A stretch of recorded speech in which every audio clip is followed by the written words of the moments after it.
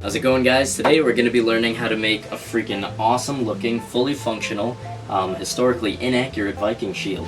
It's made out of 1/2-inch oak plywood, so you know it's really freaking tough. The lining on it is made of thick weave black canvas saturated in fiberglass resin. It's got a 14 gauge steel boss.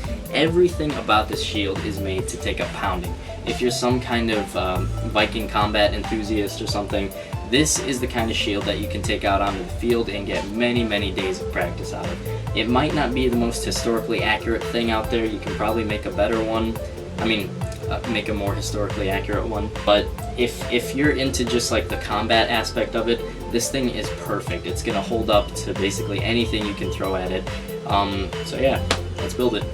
Alright, I got this big 4x4 sheet of oak plywood, and remember when you're shopping around that not all plywood is created equal. I was a die-hard Home Depot fan until I went to Menards and found that their plywood selection was not just a bunch bigger, but the plywood itself was also of much higher quality. So when you're shopping, look for these little voids in it. Specifically, look for there being no voids in it. The fewer and smaller voids there are, the higher quality the plywood is. That's kind of self-intuitive.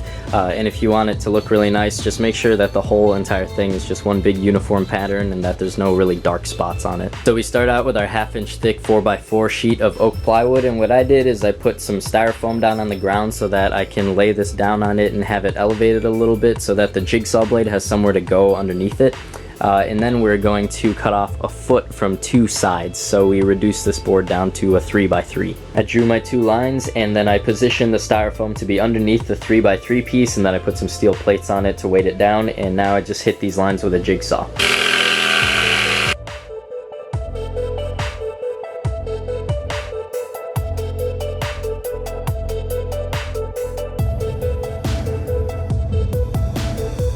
And now that we got this thing all squared up, we got to put a dot in the dead center of it. I'm going to use this T-square and just measure half the distance of this edge and then measure half the distance to there, and that'll be my center line. But if you just have a yardstick, you can just measure half the length on both ends and then lay the yardstick across it, touching both dots, and then put the dot at the center line right there, and that'll be the center. Or if you don't have any of this stuff, you can just draw a big X from corner to corner, and then that'll be your center. Then after I got my center dot, I hammered a little nail into it and tied a string around it, and then the other end of the string I tied around a Sharpie. The string ends just about at the edge of one of the flat sides of the plywood, and this is what I'm going to use to draw my perfect circle all the way around. And I also have to make a smaller circle on the inside of it where the handle's going to go once I cut it out, and where the shield boss goes on top of. The inner diameter of my shield boss is 7 3/4 inches, I'm pretty sure, so half of that would be 3 3/8. Oh wait, no. 3 7/8, and then 3 3/8 is what, yeah, 3 3/8 is what I'm going to have to reduce it to make sure that the boss isn't just like sitting on its very edges on the inside of the hole. So I'm just going to tie the marker off at 3 3/8 and then just make that little circle on the inside. And now you just cut both of these lines. To cut the inner hole, you just drill a hole right next to the line, and then you drop the jigsaw blade into there to start cutting. Music is no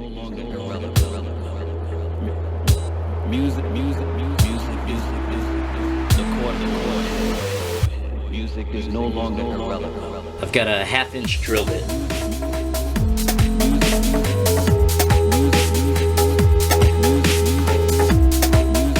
For the base of the handle, I'm just using some regular oak. This isn't plywood, this is just regular 1/2-inch oak. The reason that I'm doing this is like for the same reason that axe handles and stuff aren't made out of plywood, because it only really needs to be strong in this direction. It's not very likely that the wood is going to split all the way down this way. So just a regular single grain oak board would be best for this, because then all the strength is running in the direction that you actually need it. Just yeah, make sure if you do this, the grain is running in this direction. If you make it running this way accidentally, it's going to split instantly right there when you try to pick it up. So I'm going to round out the bottom edge of the handle right here and then leave the top edge sharp, because I'm going to cut out the smaller piece and put it on top of this thing to give the handle more thickness, and then I'll just round out the top edge of that thing.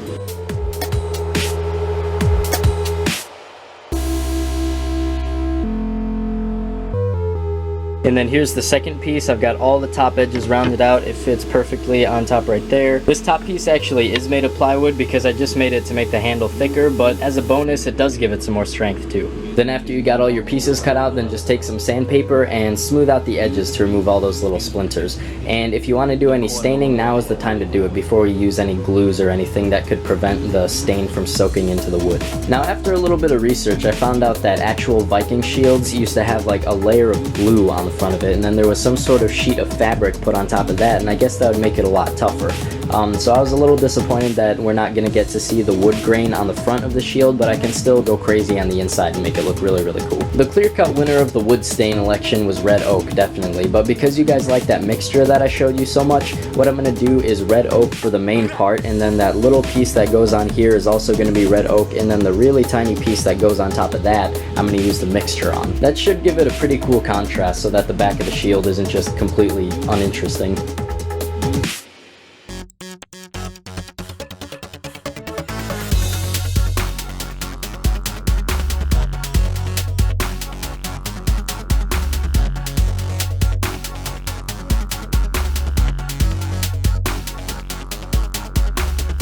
To do the staining combination is pretty much what you would expect. I just put the red oak on it like this, and then you let it soak in and then wipe it off. Put the ebony on it, let that soak in, wipe off the ebony, and then you've got this really cool walnut color. I'm just gonna call it red ebony from now on because it's a mixture of the two and because that sounds freaking cool. I'm just gonna use some Gorilla Wood glue to glue these two pieces together, and then once that's dry, I'll take that and glue it onto the shield.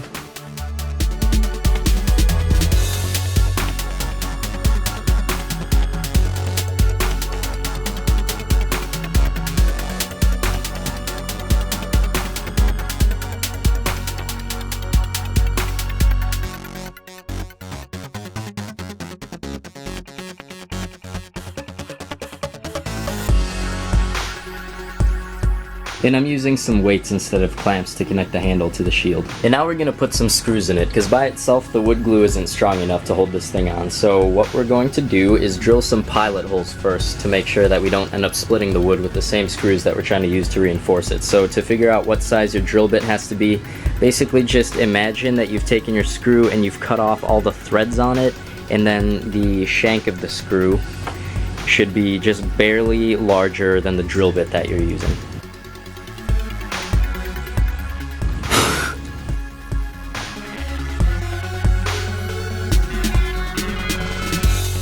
So now that we've got all the inside screws done, what we're gonna do is apply some canvas to the front of it. To do this, we're gonna use some fiberglass resin right there, spread it on the front of it, stretch the canvas over it, and then put some more resin on top of that, and that should seal it in.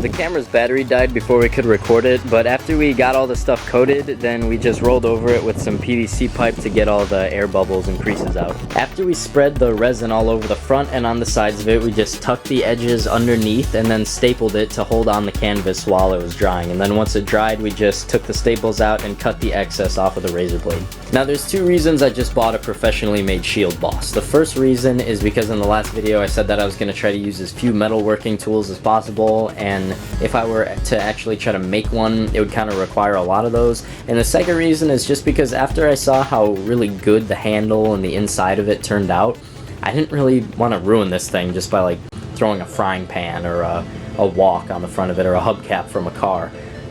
So yeah, I'm just gonna go with this. And I did cut this hole out a while before I bought the boss, so there was a little bit of a problem. It turns out this was smaller than I thought it was gonna be, so these screw holes that come prefabricated on the boss are actually sitting inside of this main hole, so obviously that doesn't work. Really, really easy fix. I just cut out this ring from some more of that plywood. You just put that on there, and then the shield boss goes on top of there. And it looks really nice too, so that's a bonus. So we screw the boss onto this thing, and this could actually be a pretty cool little buckler by itself. Then we screw that over the hole, and we're just about done. I added a strap to it, which is just a piece from a leather belt, and then I screwed it in there with some regular screws and some washers. I know the strap isn't completely historically accurate, or at least I haven't seen it on any of the other shields that I've seen on YouTube, but I'll show you why I put it on there in a minute. One of the things that you should probably see is you can sort of see that I've screwed these things in at an angle, like this is slanted this way, this is slanted this way. This is just so that the leather curves differently, so that it fits around your arm better than if it were just going straight across. Now I just got to seal this whole thing up with some polyurethane and we're finally finished. And there you have one heck of a good looking Viking shield. Now about the strap that I mentioned that I was going to explain. Typically on these homemade Viking shield videos that you'll see on YouTube, they don't have this strap, and I think what that's mostly for is so that you can like have better maneuverability moving the shield side to side, and also it makes it better for like throwing punches with the shield boss. But anybody who is like a sword and shield enthusiast knows about this weakness with one-handed shields. There's a weak spot right here that if you don't have your arm in a strap, it doesn't matter how hard you squeeze on this handle, you can push this part back with your one finger. And if somebody is thrusting a spear into this top right corner or like hitting it with a hammer or something, this part is going straight into your face.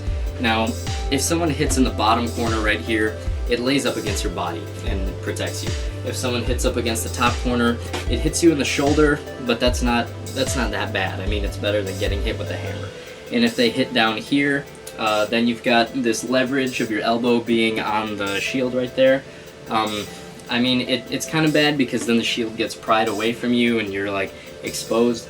But the worst thing that can happen is if you get hit right here, because then this thing smashes you right in the face, can break your nose, disorient you. So basically the strap just gives you a little bit more of a mechanical advantage. So when this is pushed on, it's not completely dependent on your hand squeezing on this thing to make sure the shield doesn't come towards you.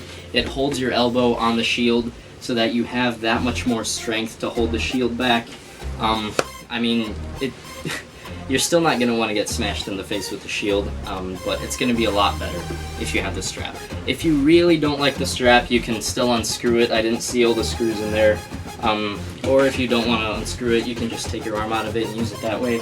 But I thought it made sense, so I put it on. And the other thing that people are probably going to be wondering about is why I didn't do the rawhide wrap on the outside.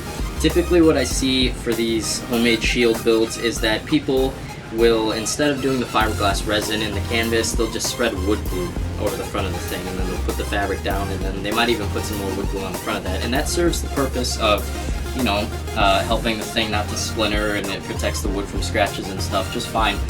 But the fact is that's not what wood glue is for. It's not made to hold together the fiber of fabric, but that's exactly what fiberglass resin is for. And if you could feel this thing, you would have no doubt in your mind that this fiberglass resin and canvas is every bit as tough as, you know, a soaked, unraveled dog's chew toy. And to be completely honest, I still have yet to see a really good-looking rawhide wrap. So, I mean, if this can function just as fine as a shield with a rawhide wrap, you know, why bother making it ugly? So that's about it for the shield. I have to say, I'm pretty sure this is... Yep, I'm pretty sure this is at least the best looking thing that I've ever done. I'm really, really happy with the way this turned out. So anyways, now on to the thing you guys have all been waiting for. Yes, I am selling weapons, woo, and armor and stuff. Alright. So basically this is the way it's going to work. If you guys plan on buying anything, it's really important that you pay